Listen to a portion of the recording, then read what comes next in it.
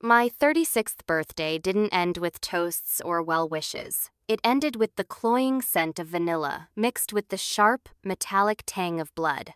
As Sloane walked toward me with a cake glowing with candles, I saw a strange glint in her eyes, something sharp, cruel, and calculated. Without a word of warning, her thin but surprisingly strong hand slammed the cake into my face. My world spun. The sound of my skull hitting the hard floor echoed inside my head.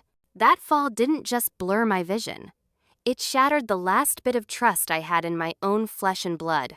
I lay there, the sweet frosting stinging my eyes. But it was the searing pain at the base of my skull that kept me conscious. Warm blood began to seep out, trickling down my temple and swirling into the white cream. Through a haze of blue and white spots, I heard Sloane's laughter, high-pitched and sharp as a razor. The guests around us just shrugged. They stepped over my shaking body to get more wine.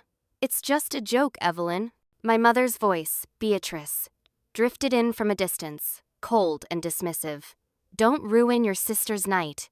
Sloane leaned down, pretending to help me, but really just to whisper in my ear with pure spite. "You look pathetic." Nausea surged through me. I tried to stand, tried to believe their lies that this was just a stupid accident. But as I looked into Sloane's triumphant eyes, I knew. This wasn't a mistake. It was an attack.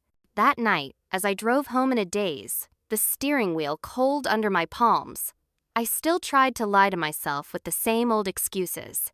But deep down, something was whispering that this time, they had gone too far. Something inside me had broken, and it wasn't just my bone. Sloane was born 18 months after me, but in our family, she was the sun we all had to orbit. She had this loud, dramatic, and possessive presence, the kind of charm that made my mother, Beatrice, light up every time she walked into a room. When I walked in, though, she'd just give me a polite, distant smile, as if she just remembered I was on the birth certificate, too. In that house, Sloane's mood was the thermostat for the entire family. My mother and Harrison, our stepfather, would do anything, including trampling over my feelings, just to keep Sloane happy. I was raised to swallow everything. The petty pains, the sharp comments, the moments that should have been condemned but were brushed off as no big deal. My mother used to tell guests, "Evelyn is strong. She can handle herself." But the real meaning was much crueler. Sloane needed the attention, and I wasn't worth the trouble. I learned to live in the cracks of their neglect. I stopped asking why Sloane accidentally pushed me into the corner of a table when I was 10, or why she whispered the word clumsy with a smirk after I tumbled down the stairs in high school. Whenever I tried to stand up for myself, the same old script played out like a curse. "Evelyn, you're being too sensitive." She didn't mean it. This gaslighting made me doubt my own reality. Eventually, I chose to keep my distance, building a quiet life in a Seattle apartment just to find some peace. But Sloane had a God-given talent for finding her way back to wreck my orbit. The sarcasm and the jabs were always disguised as jokes that everyone laughed at but me. They used my silence to feed a monster. And on that birthday night, that monster finally showed its teeth. The scars on my body aren't just from being clumsy. They are landmarks of a Cold War I was always losing. In that house, violence never came with a scream. It hid behind fake smiles and half-hearted apologies. I remember being 10 years old when Sloane gave me a hard shove while I was carrying a tea tray, sending me crashing into the sharp edge of a coffee table. While blood ran down my leg, my mother barely looked at me. Instead, she turned to comfort Sloane because she was frightened by the sight of it. "Evelyn is strong," Beatrice said, "like a death sentence. She'll be fine." That statement was her way of stripping away my right to feel pain or receive comfort. By high school, Sloane's cruelty had become more sophisticated, like a true predator. She pushed me down the stairs one winter morning, then immediately rushed down to hold me, faking a sob while whispering 2 cold words in my ear. So clumsy. To everyone else, she was a devoted sister. To me, she was a twisted soul enjoying her dominance. My Aunt Clara would sometimes look at me with pity, but her silence back then was just as cruel as Sloane's actions. I spent decades wondering if I really was too sensitive. Just like they said, every time I tried to point out her malice, Harrison would sigh in annoyance, and my mother would give me a look of disappointment, as if I were the troublemaker. My endurance wasn't grace. It was a broken survival mechanism I used to stay sane. Even after moving to Seattle, Sloane's shadow loomed over me, turning every family gathering into a psychological minefield. I tried to ignore the constant accidents, never realizing that my silence was a green light for her to escalate her crimes. The next morning, the pain wasn't just a dull throb anymore. It was a sledgehammer pounding against my skull. Every blink sent a flash of white light through my retinas, and nausea hit me the moment I tried to sit up. When I touched the sensitive skin behind my ear, my fingers came away sticky with dried, dark brown blood mixed with the sugar from the birthday cake. That was when real fear sank into my bones, stripping away the last hope that this was just a prank gone wrong. I drove myself to the ER, gripping the steering wheel to keep from blacking out in Seattle traffic. The bright fluorescent lights and the noise of the hospital made me want to vomit, but I stayed alone. I could hear my mother's voice in my head. "Don't make a scene, Evelyn. It's just a bruise." But my body wasn't accepting the lie anymore. "Doctor." Sterling walked into the exam room with professional calm, but his face hardened the moment he saw my CT scan. "Evelyn," his voice dropped, carrying a weight that made the air in the room feel heavy. "You have a hairline skull fracture. It's not enough to kill you right now, but it proves there was a massive physical impact." He paused, flipping to another scan, and pushed the screen toward me. "But this is what concerns me most. Look at your left ribs. There are signs of an old fracture that healed about 3 years ago." The memory of the fall down the stairs 3 years ago flooded back, cold and sharp. Sloane had been standing behind me that night, and after I fell, she told me I was being dramatic for wanting to see a doctor. Dr. Sterling looked me straight in the eye. I hated the pity in his gaze, but his words were the truth I needed. "Evelyn, this isn't bad luck. Someone has been intentionally hurting you." When he picked up the phone to call the police, I knew the shield protecting Sloane had finally been ripped away. Detective Vance walked into the hospital room, bringing the chill of the Seattle rain and the smell of cheap coffee. She didn't look at me with pity. Her eyes were sharp, like a hunter catching a scent. "Evelyn," she said, her voice raspy but commanding, "I've looked at your medical history. What the doctor found wasn't just an accident. It's a pattern of betrayal." I sat there, feeling exposed under the hospital lights. Every word she spoke cut through the clumsy label I had worn for years. Vance opened a folder, showing scene photos from the restaurant and initial statements. She pointed to the X-ray of my ribs. 3 years ago, you fell down the stairs. Your mother said you slipped on a wet floor, but this break is in a spot that only a direct, powerful shove could cause. Do you really believe you just fell?" A cold shiver ran down my spine. The memory of that night became vivid. The darkness at the top of the stairs, Sloane's breath on my neck, and the sensation of a hand slamming into my shoulder blade before I hit the air. When I was lying at the bottom, Sloane had run down, crying and hugging me a hug so tight it made my broken ribs creak in pain. Back then, I thought it was worry. Now, I realized it was a victory lap. "I was so stupid," I whispered, my voice cracking. Detective Vance leaned in, locking eyes with me. "You weren't stupid, Evelyn. You were a prisoner in a script where your mother was the director and Sloane was the star. They used your patience to feed her cruelty. But bones don't lie. They keep the evidence you tried to erase." In that moment, the truth wasn't a burden anymore. It was a weapon. For the first time in my life, I didn't want forgiveness. I wanted justice.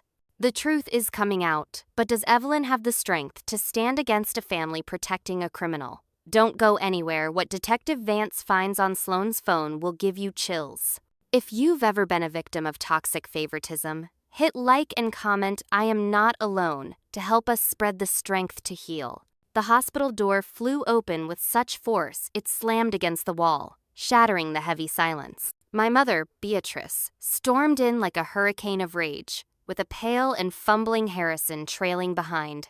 She didn't look at the white bandages on my head. She didn't ask if I was in pain. Her eyes burned with pure accusation, as if I were the criminal. "Evelyn Lynn Dalton, what on earth are you doing with the police?" she shrieked, her voice cutting through the sterile room. The heavy scent of her Chanel perfume drowned out the smell of antiseptic, making the room feel suffocating. My mother hadn't come to save me. She had come to save the perfect mask she had built for Sloane over the years. A skull fracture? From a birthday cake? That's ridiculous. Beatrice sneered, looking at the detective with contempt. Evelyn has always been oversensitive. She loves making a scene for attention. Detective, my daughter is just in shock and isn't thinking clearly. Don't believe a word she says. I looked at her, and a wave of disgust hit me harder than the concussion nausea. Sensitive, dramatic, attention-seeking. The very bricks they used to build my mental prison were now being used to attack me in front of the law. Detective Vance stood up, as solid as a stone wall. Mrs. Dalton, I need you to step back immediately. Your daughter is giving an official statement, and interfering with a criminal investigation is a serious offense in this state. Beatrice froze, her eyes wide with shock before turning back to me with a blatant threat. Evelyn, do you really want to ruin your sister's life over a little accident? You'll regret this betrayal. For the first time in my life, I didn't look away. I looked straight at the woman who had left me to the wolves and said, colder than I've ever been, I'm not ruining anyone, Mom. Sloane did that to herself with her own hands. Detective, I want to continue. Don't let her interrupt me for another second. Aunt Clara appeared in the doorway, her breath hitching, her coat still damp from the Seattle rain. She looked at me with watery eyes, filled with a late-coming guilt, and the cowardice she had hidden for too long in my mother's shadow. I should have come sooner, Evelyn, she whispered, her voice trembling like dry leaves. Detective Vance motioned for her to sit, creating a space thick with tension. This was the moment the darkest chapters of our family history, the ones Beatrice tried to burn, were finally opened. When you were 12, the fall at the old house. Clara choked up, her thin hands gripping each other until her knuckles turned white. Everyone believed Beatrice when she said you slipped, but I was standing in the hallway upstairs. I saw Sloane. She used both hands and pushed you with everything she had. She wasn't scared or sorry, Evelyn. She just stood there, watching you tumble down every single step, her eyes cold and empty, like she was watching a successful science experiment. A jolt of electricity shot through my brain, filling in the gaps of my trauma. This truth didn't hurt. It just made me feel a bone-deep chill, that I shared blood with something so evil. But Sloane's cruelty didn't stop at childhood bullying. Clara went on to talk about 3 years ago, right after Grandma Eleanor's funeral. Sloane had found out about the will. The valuable Victorian house and most of the estate were left to me because Grandma trusted my stability. She lost it, Evelyn. I heard her whispering on the phone that accidents happen, and that if you were unfit or incapacitated, she would automatically take over the entire inheritance. Every word Clara spoke felt like a shard of glass in the air. It turned out my patience and kindness were just a stepping stone for my sister's twisted plans. Detective Vance didn't stop writing, her face set in a hard line. The picture of a predator disguised as a baby sister was finally complete. The betrayal now had a name, a date, and undeniable proof. Detective Vance returned the following afternoon with a brown envelope and the cold weight of the truth. She placed a tablet in front of me, playing the security footage from the restaurant. Look closely at your sister, Vance said, her voice flat as a judge's sentence. I watched Sloane in the video. She wasn't drunk, and she wasn't clumsy. She stood there, glancing over her shoulder to check the witnesses, picking the perfect angle. The shove wasn't a joke. It was a tactical strike, aimed right at my center of gravity to ensure I lost total control. And then, at the 42-second mark, as I lay on the floor with blood seeping into my hair, the camera caught it. A smile. A sharp, satisfied, pure, evil smile that lasted exactly 1 second before she flipped into panic mode to fool the crowd. But the video was just the beginning.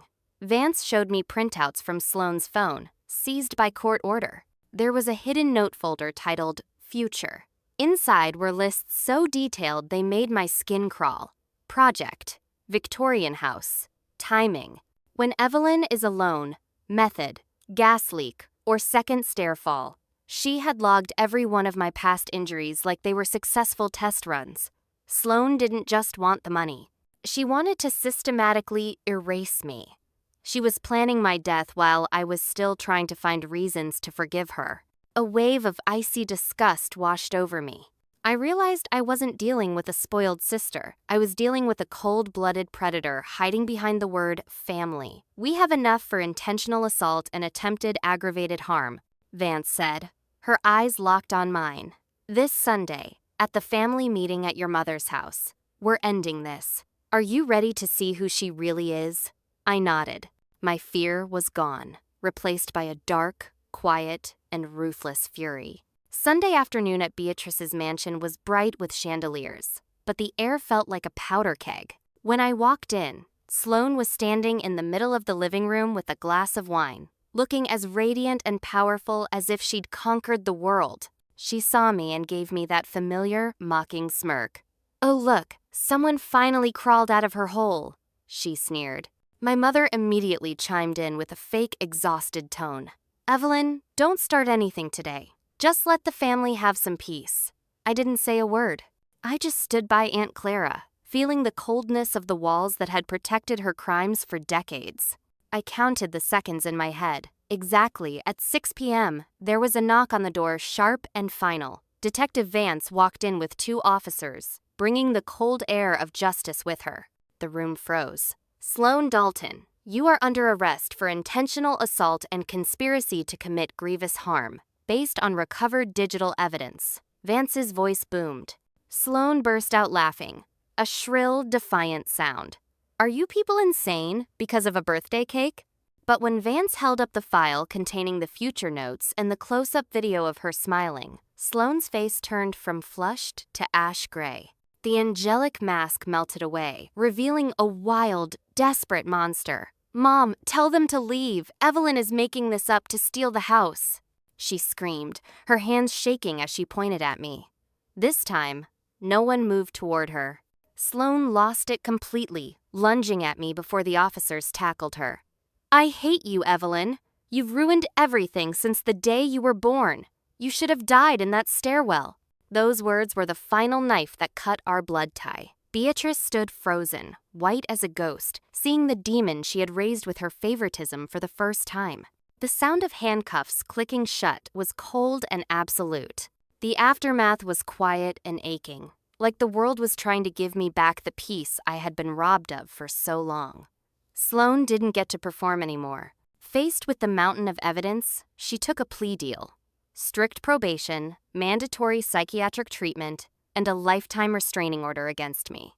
The punishment wasn't a show, but it was a permanent end to the fake freedom she used to crush me. My mother, Beatrice, seemed to collapse from the inside. During the hearings, she couldn't look me in the eye once. When the notes and the video of Sloane's smile went public, the perfect world she had built turned to dust. One afternoon, she called me, her voice raspy, to say she had started therapy not for Sloane, but for herself, to face the toxic denial she had lived in for decades. I only said one thing: "I hope it helps," before hanging up. Grandma Eleanor's Victorian house is my sanctuary now. Renovating it wasn't just about the brick and mortar. It was about healing the broken pieces of my soul in every room, through every memory. I've officially turned it into the Eleanor Center, a safe space for people trying to escape the grip of toxic families. Standing in the sun-drenched hallway, I feel something I never had growing up: safety, and the right to exist without apologizing for it. People say family loyalty means putting up with everything, but I've learned that true love never asks you to stay silent in the face of evil. The truth might break rotten relationships, but it clears the ground for a new, healthier life to grow. If you're carrying a wound like mine, be brave and share your story below. You are not alone in the dark. Hit subscribe to keep listening to journeys of justice from the darkest corners of life. We'll find the light together, one story at a time.